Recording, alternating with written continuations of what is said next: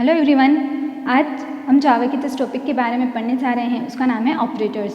जावा में कई तरह के ऑपरेटर्स अवेलेबल होते हैं जिनका यूज़ अरिथमेटिक और लॉजिकल कैलकुलेशन के लिए किया जाता है। ऑपरेटर्स क्या होते हैं? ऑपरेटर्स जो होते हैं वो एक तरह के सिम्बल्स होते हैं।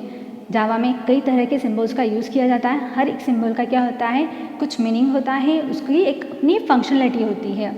यहाँ पर जो हमारे पास में ऑपरेटर्स हैं उन्हें 8 पार्ट में क्या कर दिया है, 8 पार्ट में डिवाइड कर दिया है। सबसे फर्स्ट होता है हमारा अरिथमेटिक ऑपरेटर, सेकंड होता है रिलेशनल ऑपरेटर, थर्ड होता है हमारा लॉजिकल ऑपरेटर, फोर्थ होता है हमारा कंडीशनल या फिर टर्नरी ऑपरेटर, फिफ्थ होता है increment operator, sixth decrement operator, seventh bitwise operator and eighth होता है हमारा असाइनमेंट ऑपरेटर।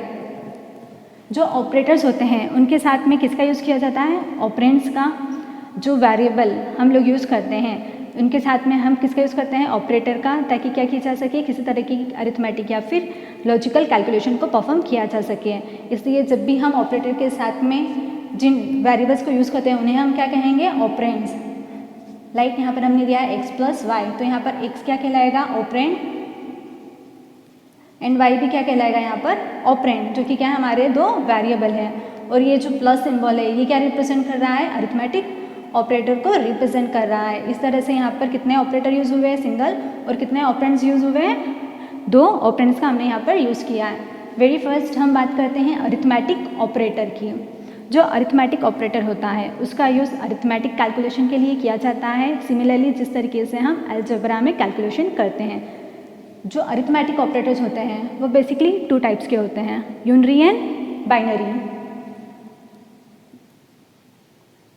यूनरी के अंदर सिंगल ऑपरेंड यूज़ होता है। सिंगल ऑपरेंड पर क्या किया जाता है, अरिथमेटिक ऑपरेटर का यूज़ किया जाता है, इसलिए इसे किस तरह का ऑपरेटर कहेंगे, यूनरी। और बाइनरी में क्या होता है, एक से ज़्यादा ऑपरेटर का यूज़ होता है। लाइक 2 ऑपरेटर का यहाँ पर 2 ऑपरेंड का क्या होगा, यूज़ होगा। 2 ऑपरेंड का यूज़ होने से इसे क्या कहा जाएगा, बाइनरी अरिथमेटिक ऑपरेटर। जो यूनरी ऑपरेटर होता है ये जो हमारा एडिशन और सब्ट्रैक्शन है, इसका यूज़ हम किस तरीके से करते हैं, यूनरी के साथ भी कर सकते हैं और बाइनरी के साथ भी कर सकते हैं। सपोज हमारे पास में कोई ऑपरेंड है x के अंदर हमने क्या वैल्यू असाइन कर दी है, 5, ठीक है। अब यूनरी ऑपरेटर किस तरीके से वर्क करेगा, हमने दे दिया प्लस x, तो ये क्या डिनोट कर रहा है कि ये जो x है, x वेरिएबल के अंदर जिस तरह की वैल्यू है वो किस तरह की होगी, पॉजिटिव वैल्यू। यहीं पर अगर x को हमने दे दिया होता -x, तो ये क्या डिनोट करता कि x के अंदर जो वैल्यू है वो किस तरह की है, नेगेटिव वैल्यू है, इसलिए यूनरी ऑपरेटर का यूज़ किया जाता है। देन आता है हमारा बाइनरी ऑपरेटर। ये जो हमारी टेबल बनी हुई है ये किसकी है, बाइनरी टेबल। बाइनरी ऑपरेटर के लिए हमने एक टेबल क्रिएट की है जिसके अंदर कितने ऑपरेटर है, हमारे टोटल 5 ऑपरेटर्स का यूज़ किया है। यहाँ पर सबसे फर्स्ट है हमारे पास में ऑपरेटर कि अरिथमेटिक ऑपरेटर के अंदर कितने तरह के ऑपरेटर्स इंक्लूड होते हैं। देन है हमारा मीनिंग कि उन ऑपरेटर को क्या कहा जाता है। एग्जाम्पल लिया है यहाँ पर हमने और उन एग्जाम्पल का क्या है, रिजल्ट यहाँ पर जनरेट किया है। सबसे फर्स्ट बात करते हैं प्लस साइन की। ये जो प्लस साइन होता है इसे क्या कहते हैं, एडिशनल ऑपरेटर। एडिशनल ऑपरेटर क्या करता है, 2 ऑपरेंड्स को ऐड करने का वर्क करता है। अगर हमने इसे डिजिट पर अप्लाई किया है तो ये क्या करेगा, 2 डिजिट को ऐड करके हमें क्या देगा, रिजल्ट जनरेट करेगा। यहाँ पर हमने एक ऑपरेंड ले लिया है 10, सेकंड ले लिया है 2। 10 + 2 = कितना दे दिया इसने, 12। सेकंड आता है हमारा सब्ट्रैक्शन, माइनस, जिसे हम किससे डिनोट करते हैं, माइनस सिंबल से। यहाँ पर हमने सिमिलर एग्जाम्पल जो हमने ऑपरेंड्स है वो सेम ही रखे हैं, 10 - 2 रखा है। तो अभी क्या हमें रिजल्ट देगा, फर्स्ट ऑपरेंड में से सेकंड ऑपरेंड को क्या कर देगा, ये सब्ट्रैक्ट कर देगा, तो हमारे पास में रिजल्ट क्या आएगा, 8। थर्ड है हमारा मल्टीप्लिकेशन। एस्ट्रिक के साइन के थ्रू इसे क्या किया जाता है, इंडिकेट किया जाता है। 10 × 2, तो ये क्या करेगा, फर्स्ट ऑपरेंड को सेकंड से मल्टीप्लाई कर देगा और रिजल्ट क्या आएगा, 20। फोर्थ है हमारा डिवीजन। डिवीजन ऑपरेटर क्या करता है, फर्स्ट ऑपरेंड को सेकंड से क्या कर देता है, डिवाइड कर देता है। 10 / 5 किया तो रिजल्ट क्या आया, 5, तो वैल्यू क्या रिटर्न करेगा, ये 5। अब फिफ्थ आता है, ये थोड़ा कंफ्यूजिंग होता है यूजुअली कि मॉड्यूलस ऑपरेटर क्या करता है, ये जो है परसेंट का साइन, इसे क्या कहेंगे हम, मॉड्यूलस या मॉड्यूलो।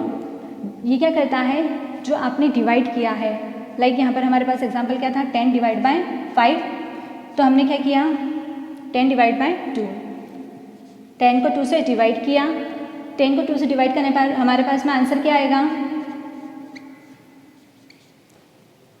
5 क्या है, डिवीजन, और 0 क्या है, रिमाइंडर।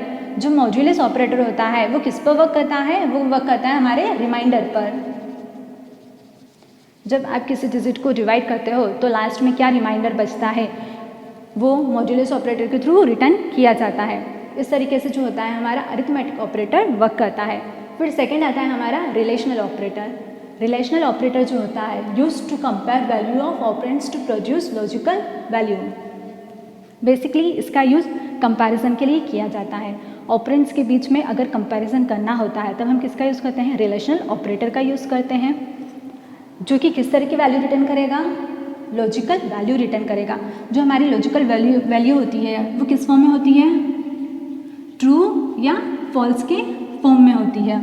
वेरी फर्स्ट जो ऑपरेटर आता है रिलेशनल ऑपरेटर के अंदर वो होता है लेस देन ऑपरेटर, जिसे हम यहाँ पर आप देख रहे हैं इन सिंबल्स के थ्रू हम क्या करते हैं, रिलेशनल ऑपरेटर को रिप्रेजेंट कर रहे हैं, और यहाँ पर जो है वो रिजल्ट ट्रू एंड फॉल्स के फॉर्म में दिया हुआ है। लेस देन ऑपरेटर क्या करेगा, दो डिजिट को कंपेयर करेगा, कंपेयर करके क्या बताएगा कि वो डिजिट उस लेस देन मतलब उस फर्स्ट डिजिट से छोटी है या नहीं। यहाँ पर हमारे पास में 2 डिजिट है या 2 ऑपरेंड का है हम, 8 एंड 2, 8 लेस देन 2, क्या 8 लेस देन 2 है, नहीं, कंडीशन क्या हो गई यहाँ पर, फॉल्स हो गई, तो रिजल्ट क्या मिलेगा हमें, फॉल्स।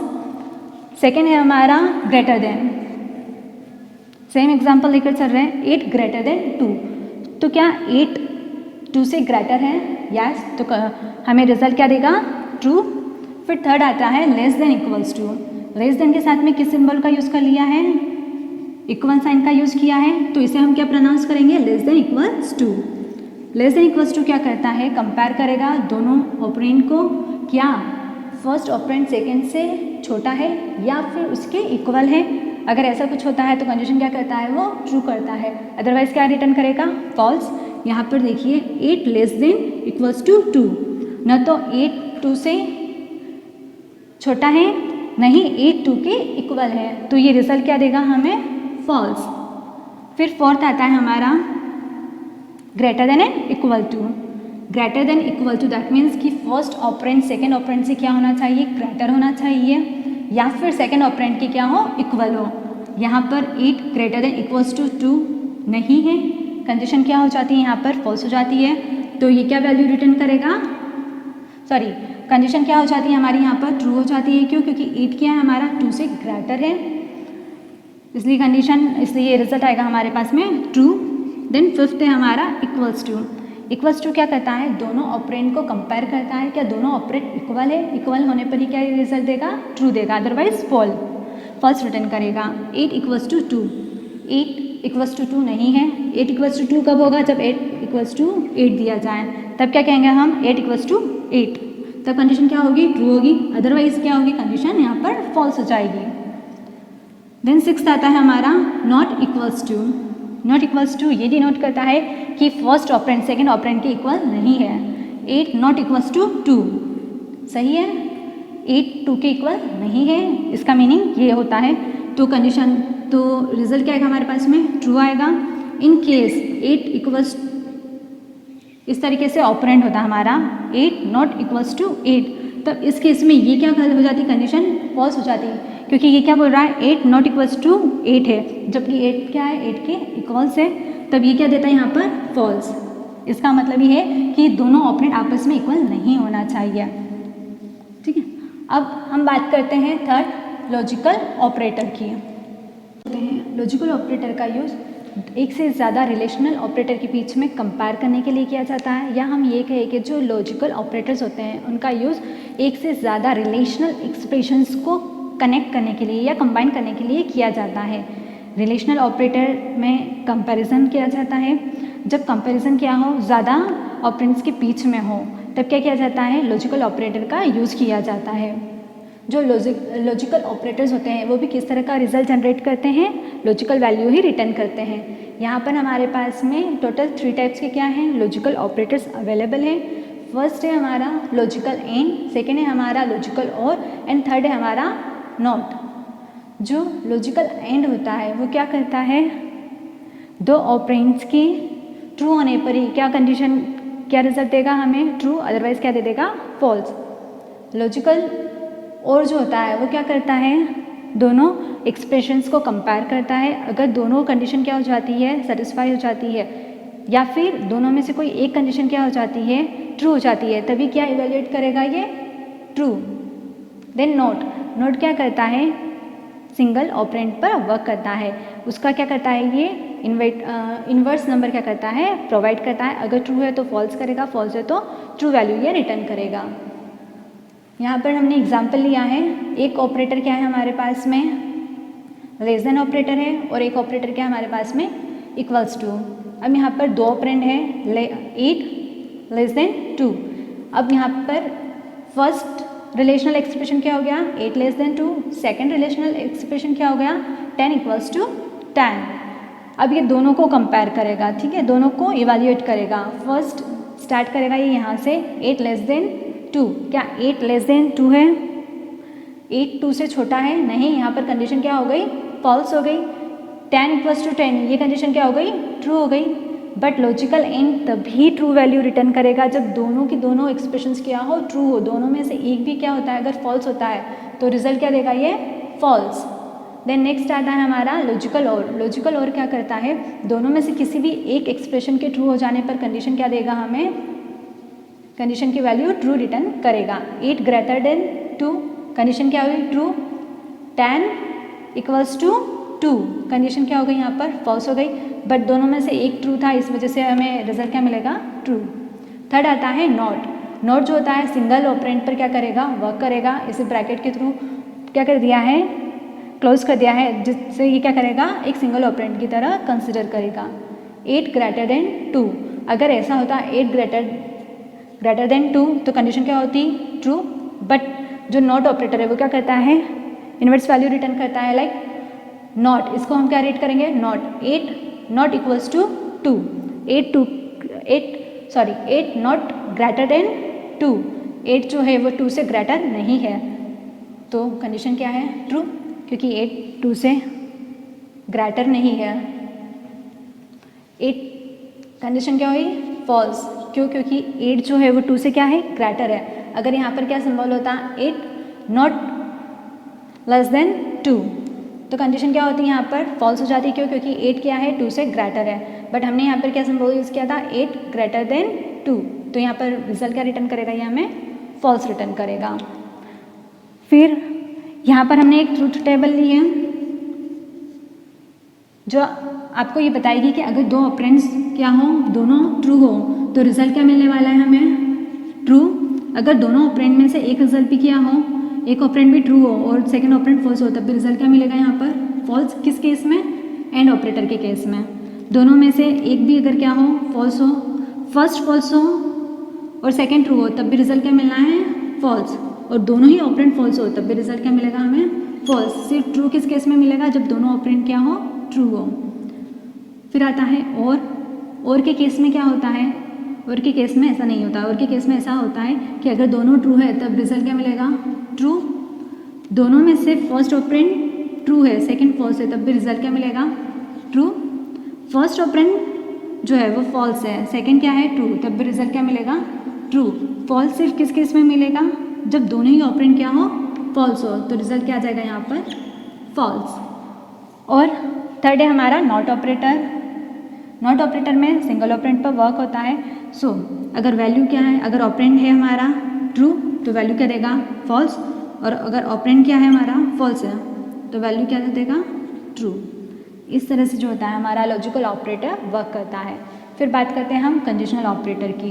फोर्थ, कंडीशनल ऑपरेटर जो होता है वो 3 आर्ग्यूमेंट्स पर क्या करता है, वर्क करता है।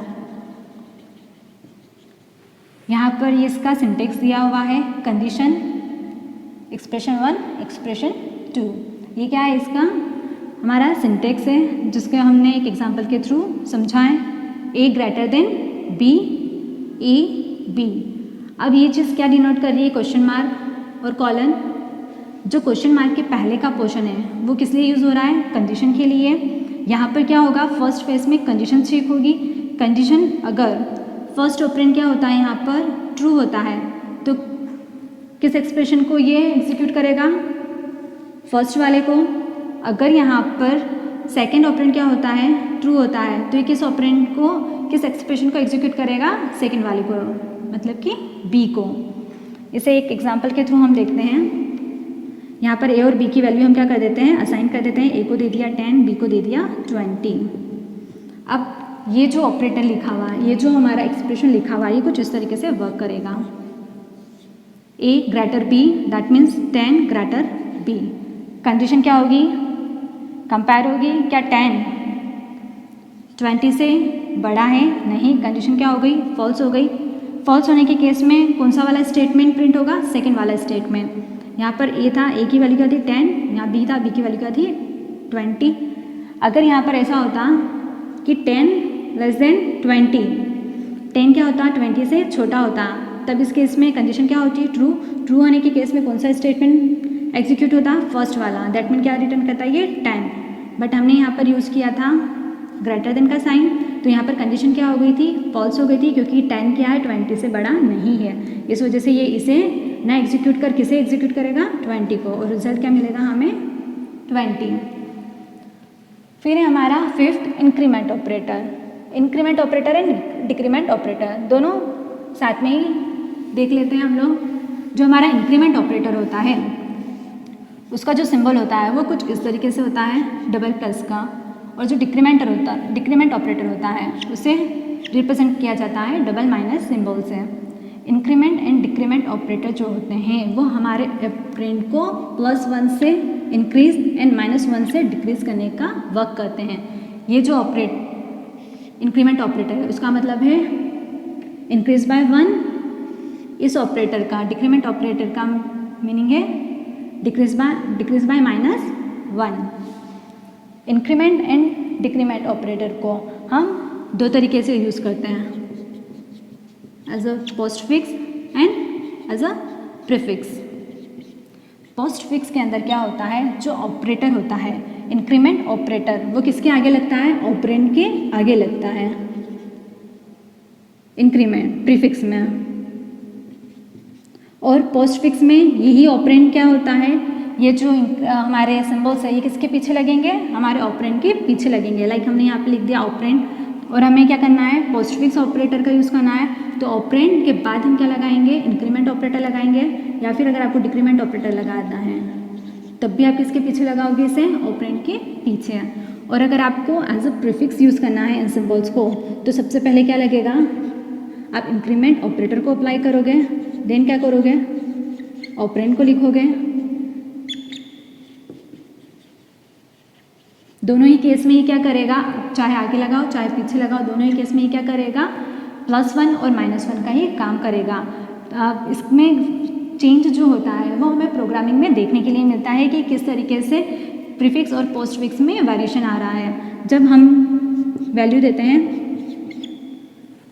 इंक्रीमेंट ऑपरेटर का यूज़ करते हैं x के साथ, या फिर पोस्ट फिक्स ऑपरेटर का यूज़ करते हैं, तब ये प्रिंट करना है अगर हमें इसे।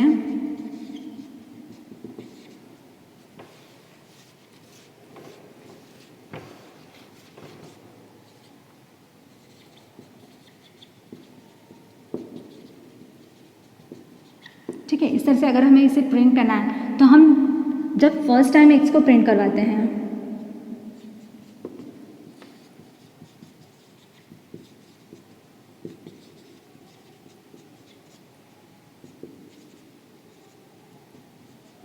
अब देखिए, अब क्या करेगा, सपोज यहाँ पर हमने x को इनिशियलाइज कर दिया है 10 से। अब यहाँ पर x के अंदर क्या है 10, यहाँ पर भी x के अंदर क्या है 10। जब हम प्रीफिक्स x को क्या करते हैं, प्रिंट करवाते हैं, तब वैल्यू क्या प्रिंट करेगा, ये 11, क्योंकि सबसे पहले ये क्या करेगा, जो हमारा ऑपरेंड है उसके अंदर जो वैल्यू है उसे 1 से इंक्रीज कर देगा। तो रिजल्ट क्या आएगा हमारे पास में, 10 + 1 = कितना, 11। तो रिजल्ट क्या आएगा हमारे पास में 11।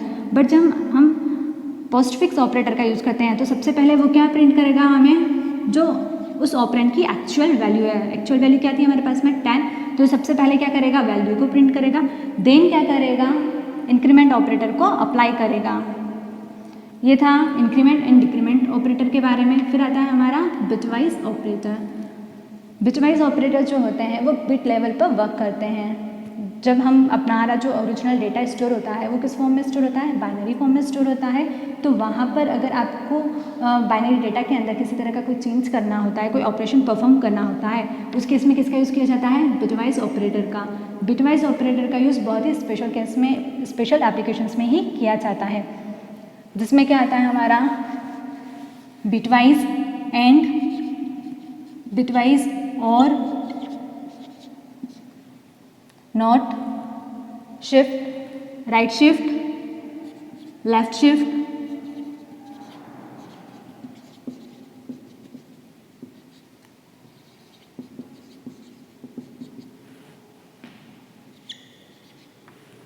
इस तरीके से बिटवाइज ऑपरेटर के अंदर सिंबल्स का यूज़ किया जाता है, एक्सक्लूसिव और एंड ऑल। फिर लास्ट आता है हमारा असाइनमेंट ऑपरेटर। जब भी किसी वेरिएबल को, कांस्टेंट को वैल्यू असाइन करनी होती है तब हम किसका यूज़ करते हैं, असाइनमेंट ऑपरेटर का। यहाँ पर अभी हमने x को, आपने देखा होगा एग्जांपल लिए थे, तब हमने x को वैल्यू असाइन की थी, x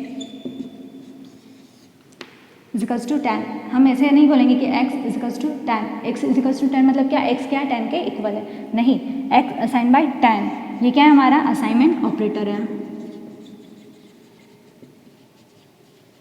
असाइनमेंट ऑपरेटर क्या करता है, वैल्यू को असाइन करता है। ये किस तरीके से वर्क करता है, right to left. That means कि ये जो वैल्यू है 10, ये किसके अंदर असाइन हो जाएगी, हमारी x के अंदर। तो ये किस तरह से वर्क किया, हमारा राइट टू लेफ्ट डायरेक्शन में वर्क कर रहा है। इसी तरीके से अगर आप एक से ज़्यादा वेरिएबल की वैल्यू को क्या करना चाहते हैं, असाइन कर सकते हैं, किसके थ्रू, असाइनमेंट ऑपरेटर के थ्रू। तो इसे हम क्या रीड करेंगे, असाइनमेंट ऑपरेटर। इस तरीके से जो ऑपरेटर्स होते हैं वो फंक्शनिंग करते हैं, हमारे कोड के अंदर ऑपरेशन को परफॉर्म करते हैं। आई होप ऑपरेटर के बारे में आपको सब कुछ क्लियर होगा। Thank you so much.